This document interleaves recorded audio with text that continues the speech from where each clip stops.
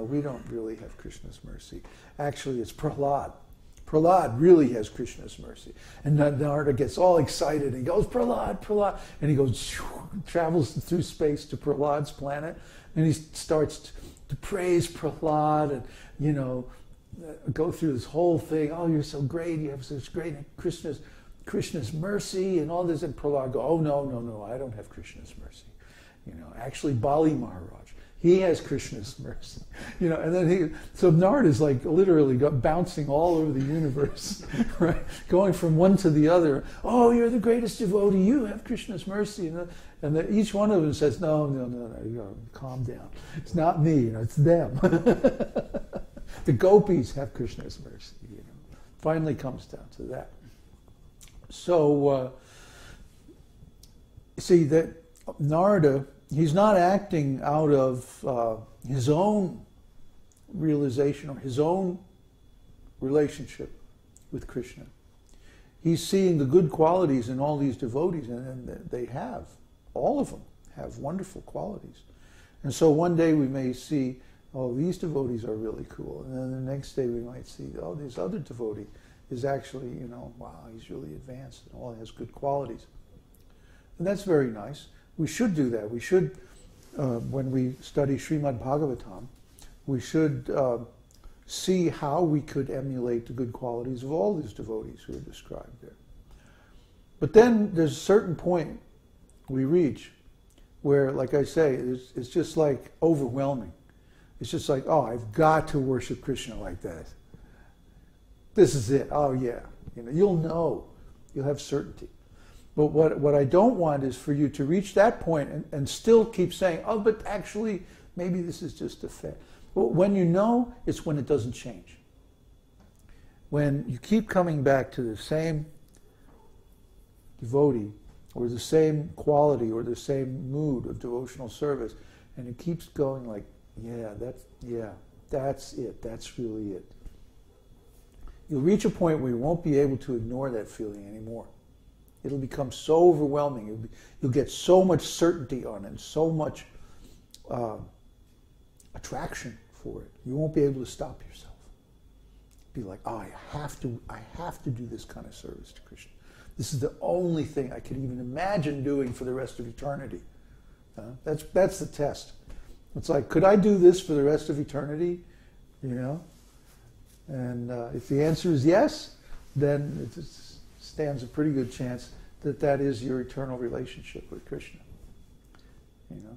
But you'll know. I mean, I waited really, I knew what mood that my attraction to Krishna was, but I didn't try to develop any particular service in that mood until after I got Krishna Darshan. And then it developed very quickly, within a year and a half. You know, so, you know, it doesn't hurt to wait. It doesn't hurt to wait. But when you get Krishna, once you get Krishna Darshan, then you know, Krishna already knows. Let Krishna give you Siddha Pranali.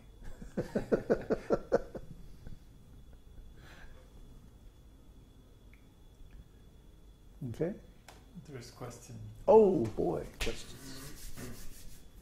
That's my job security. As long as there's questions, then they know they still need me. Ronald Singh. Can one serve Krishna with his intelligence? Just think about me, become my devotee, just as the Gita says. Is this valid way of serving him? Well, yeah, assuming that you have some intelligence. Most of us, our intelligence is contaminated. And so if we try to serve Krishna with our intelligence in the beginning, we'll make all kinds of very serious mistakes. See, this is what went wrong in ISKCON. Is that the devotees thought they were intelligent enough to come up with things on their own. You see? I remember, I never tire of telling this story. There was a television interviewer talking with Prabhupada, asking Prabhupada questions. And she asked Prabhupada, something like, how do you manage all of these centers? You have so many devotees all over the world. Like, how do you keep it all straight? You know, how do you, something like that. Like, how do you keep it all together in your head? You know, how do you manage it? And Prabhupada said, oh, actually Krishna is managing. You know, Krishna is revealing everything. I'm simply repeating what Krishna is saying. And she was like, what? You know, she couldn't accept it. She was, you know, trying to wiggle out of it, you know. You know, that's, I mean, she didn't want to come right out and say like, well, that's unbelievable. You know, she was trying to maintain decorum. But you could see she was struggling with it, you know. And Rameshwar, one of the 11 original, you know, so-called gurus that followed Srila Prabhupada, Rameshwar was there, and he tried to help her out, you know. Well, actually, Srila Prabhupada, his intelligence is being inspired by Krishna, and so, you know, he's following. And Prabhupada cuts him off, and he says, no. Krishna is directly instructing, and I am simply repeating what Krishna says. Boom. You see? They never got that point. Those disciples, especially those 11 that declared themselves gurus without any authorization from Prabhupada, never got that point. Even though this, I don't know when this film clip was, it was pretty early. It was like 1969 or something. You know? Yeah, Rameshwar was already a sannyasi, so it must have been like 1969, 1970. He never got that point. He always thought that he could speculate something with his mundane intelligence, and that would be acceptable devotional service to Krishna. They all thought like that.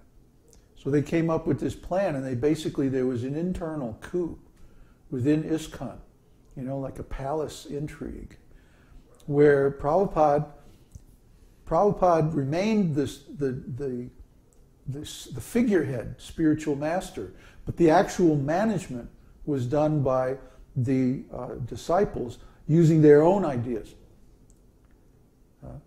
For example, Prabhupada created a constitution for the GBC, the managing board. Well, actually, it wasn't supposed to be a managing board at all. It was supposed to be a board, a group to maintain the spiritual standards. But they wanted to make it in management, and they wanted to centralize the management. So Prabhupada created a whole constitution for this group called the Direction of Management. And he wanted this incorporated into the bylaws of every single temple. And these rascals, what they did was they simply covered it up. They simply did not send out Srila Prabhupada's letters. They simply did not implement any of Srila Prabhupada's instructions. And he even sent one letter in 1972, where at the top of the letter it said in big, bold, underlined type, topmost urgency. You must implement these rules in the direction of management in the bylaws of each temple corporation. And none of them did it. None. Zero. To this day, the ISKCON temples have not implemented those rules. They were able to keep it a secret. Nobody even knew about this until about 1992 or 94, right around there.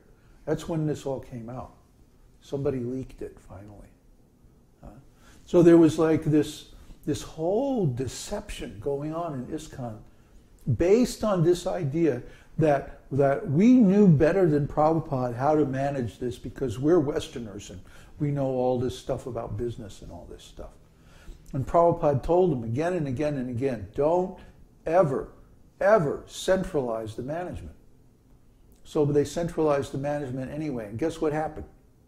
The first time that ISKCON was sued by Robin George, they lost millions of dollars because the management was centralized. all the temples, like not all, but most of the temples in North America were put at risk because they centralized the management. Huh?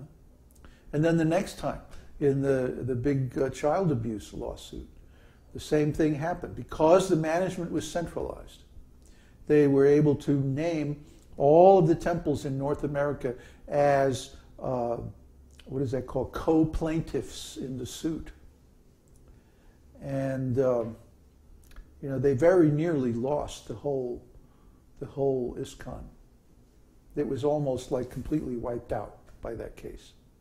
All because they, nonsense rascals, they centralized the management. They thought it was such a great idea. Huh? Their intelligence is so smart.